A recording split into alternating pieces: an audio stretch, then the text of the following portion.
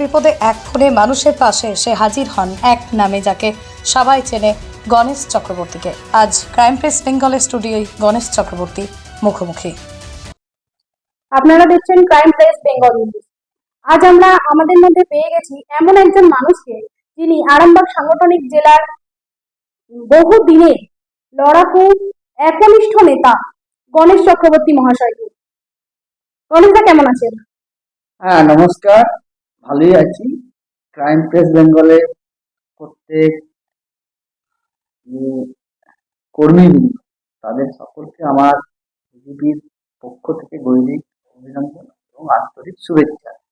এবং আপনাদের যে ক্রাইম প্রেস বেঙ্গলের যারা শ্রোতা, তাদের কাছে আমার প্রণাম, বড়দের নমস্কার, ছোটদের ভালোবাসা। 2024-এর সামনেই লোকসভা ভোটের দামামা বেজে গেছে। লোকসভা ভোটের 1 মার্চ আমাদের প্রধানমন্ত্রী নরেন্দ্র মোদীজি আসছেন আমাদের আরামবাগ সাংগঠনিক জেলা থেকে। তিনি লোকসভা প্রচার শুরু করছেন, কি বলবেন আপনি?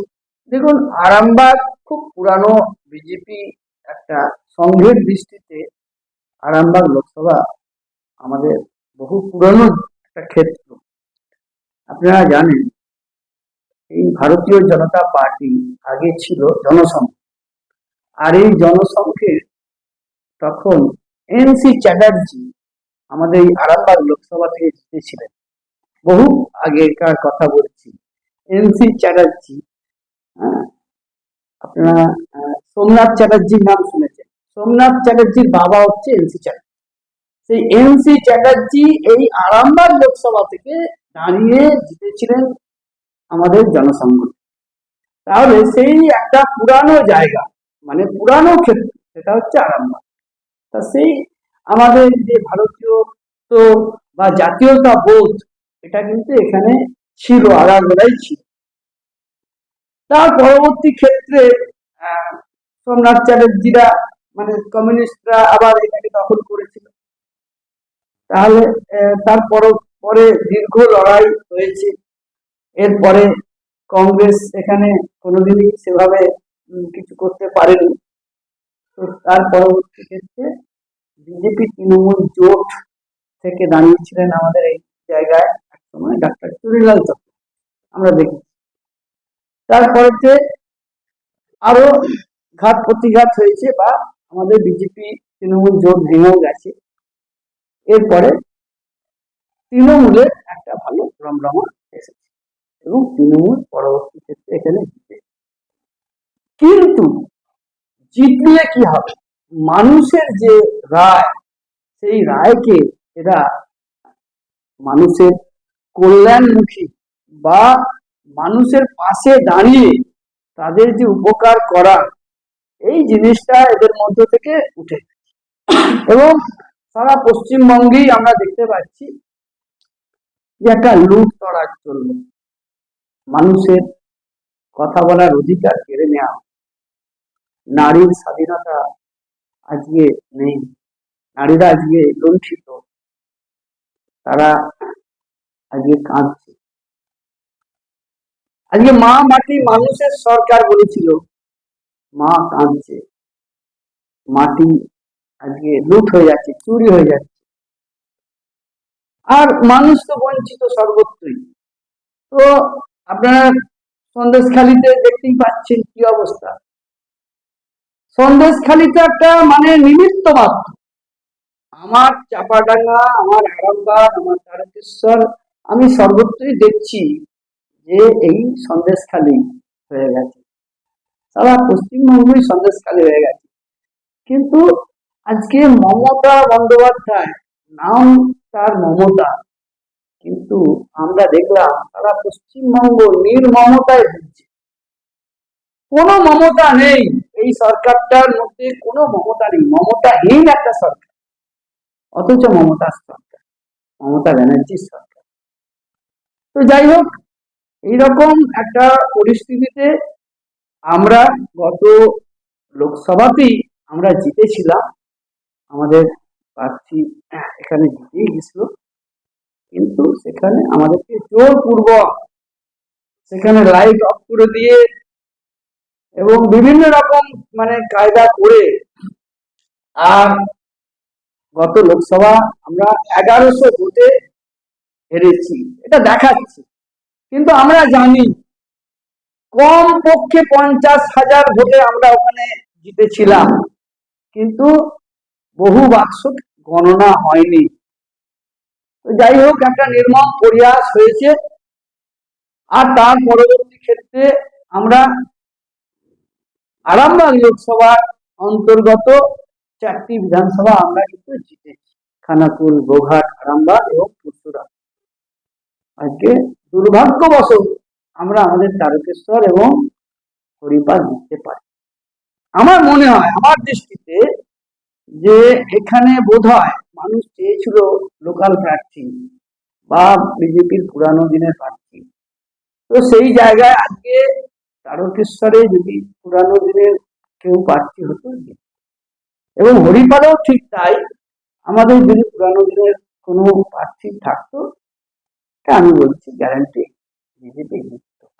পরিস্থিতি ছিল, কিন্তু যে কোনো কারণে ভুল সিদ্ধান্তের কারণে আমরা এই দুটো সিট হেরেছি। তবে আমার মনে হয় এই লোকসভায় ভালো প্রার্থী হবে এবং আমরা জিতব, আমি আশাবাদী। লোকসভার প্রচার শুরু হচ্ছে আরামবাগ থেকে, যেটা শুরু করছেন স্বয়ং প্রধানমন্ত্রী নরেন্দ্র মোদী। তো আপনার কি মনে হচ্ছে যে কাল কতটা মানুষের ঢল হবে? দেখুন, এ আর বলার কিছু নেই। মোদিজি মানে সেখানে ভগবানের আবির্ভাব। জনগণের নেতা যদি বলেন, সেই জনগণের নেতা হচ্ছেন আমাদের মোদি। মোদিজির শুধু পশ্চিমবঙ্গ নয়, ভারতবর্ষ নয়, সারা পৃথিবীতে ওনার বক্তব্য শোনার জন্য বহু দেশ প্রতীক্ষায় রয়েছে। আমার মনে আছে ভালো, তখন উনি গুজরাটের মুখ্যমন্ত্রী ছিলেন, কিন্তু ওনার বক্তব্য শোনার জন্য আমেরিকা, লন্ডন, ব্রিটেন এইসব জায়গায় টিকিট কেটে বক্তব্য ওনার শোনার ব্যবস্থা হতো। তাহলে ওনার বক্তব্য এতটাই মাধুর্য এবং এতটাই গুরুত্বপূর্ণ একটা বক্তব্য। তা আজকের দিনে দাঁড়িয়ে উনি একজন কৃতি মানুষ, এবং আমার মনে হয় বর্তমানে উনি সারা পৃথিবীর নায়ক। আজকে সারা পৃথিবীকে উনি কলমে চালাচ্ছেন। বর্তমানে ওনার যে পাওয়ার, সেই পাওয়ারটা সারা পৃথিবীর উনি একজন নায়ক, রাষ্ট্র নায়ক। এরকম একটা জায়গা আমরা যেটা আগে বলেছিলাম যে ভারত আবার জগৎসভায় শ্রেষ্ঠ আসন যাবে, বর্তমানে ভারত কিন্তু সেই জায়গায় এসে দাঁড়িয়েছে। এবং সেই গরিমাটার জন্য যদি কৃতিত্ব বহন করে থাকেন, সেটা আমাদের মোদী। তা এরকম একটা কর্মী, এরকম একজন দেশপ্রাণ রাষ্ট্রনায়ক আমরা পেয়েছি। আর এরকম মানুষের আহ্বান বা ওনার ডাকে সাড়া দেওয়ার জন্য আমার আরামবাগবাসী প্রস্তুত আছেন তো বটেই। আর একটা আপনারা লক্ষ্য করবেন, যেটা ক্ষমতাশীল দলের যেটা হয়, যে সব বাস তুলে দিল, সব বাস তুলে নিয়ে আর নেতাদের মিটিং হচ্ছে। আপনারা কিন্তু কালকে লক্ষ্য করবেন, বাস সেভাবে তোলা হয়, অথচ লোক, এই একটা ম্যাজিক, এটা হচ্ছে মোদি ম্যাজিক। অর্থাৎ কোন বাস তোলা সেভাবে হবে না, অথচ মানুষ তার তাগিদে মোদিজিকে দেখবেন বা মোদিজির বক্তব্য শুনবেন। এটা কিন্তু আগামীকাল আপনারা চোখে চোখ দিয়ে রাখুন, এবং আপনাদের ক্যামেরা নিশ্চয়ই যাবে, আপনারাও দেখতে পাবেন যে মানুষের উচ্ছ্বাস এবং আবেগ কতটা আছে। এটা আমি ভালো রকম বুঝতে পারছি। আপনাকে আমরা লড়াইয়ের মুখ বলতে পারি। তো 2024-এ যে লোকসভা, সেই লোকসভায় আপনাকে ময়দানে আমরা একদমই দেখতে পাচ্ছি না, কেন? আপনি কি দল ছেড়ে দিলেন? দেখুন, বিজেপি একটা কোনো দল নয় যে এটাকে ছেড়ে চলে যায়। এটা একটা আবেগ। আমি যখন বিজেপি করতে এসেছিলাম আমার তখন বয়স হচ্ছে 17 বছর বয়স। তো আমি একটা জাতীয়তা বোধ বা একটা ভারতবর্ষের যে সনাতনী ঐতিহ্য যেটা ধ্বংসের মুখে, সেটাকে ফিরিয়ে আনতে হবে, এই একটা চিন্তা ভাবনা আমার তখন 17 বছর বয়স। এই 17 বছরের যুবক গণেশ চক্রবর্তী সেদিন বিজেপিতে এসেছিল একটাই কারণ, যে আজকে সনাতনী ঐতিহ্য বিভিন্ন ভাবে ধ্বংস হতে চলেছে। আজকে যুগের পর যুগ এই যে রাম জন্মভূমি, এই উদ্ধার, তার যে আন্দোলন, সেই আন্দোলনকে কেন্দ্র করেই আজকে বিজেপিতে আসা। তো আজকে আমরা দেখতে পাচ্ছি সেই সব জিনিস সফল হতে চলেছে। তো এটা আমরা দল ছেড়ে দেওয়ার জন্য আসিনি, আর আমরা একটু পাওয়ার জন্য এসেছিলাম, আছি, থাকবো। আর যারা বলছেন তারা হচ্ছে কি, তারা আমাদেরকে নিয়ে মিথ্যে অপপ্রচার করে বেড়াচ্ছে, করবে, ওতে আমাদের কিছু যায় আসে না। আমাদের দল হচ্ছে সাংগঠনিক দল, এবং এখানে যে যখন দলের সভাপতি থাকে তখন তার নির্দেশেই শেষ করে। আমাদের বর্তমানে আরামবাগ সাংগঠনিক জেলার সভাপতি হচ্ছেন বিমানবাবু। যখন যেটা আমাদের দায়িত্ব দিয়েছে, আমি তখন আগে জেলার ভাইস প্রেসিডেন্ট ছিলাম, সেক্রেটারি ছিলাম, অনেক আন্দোলনের দায়িত্ব দিয়েছিলেন, সেই জন্য আপনারা আমাকে আন্দোলনে দেখতে পেয়েছেন।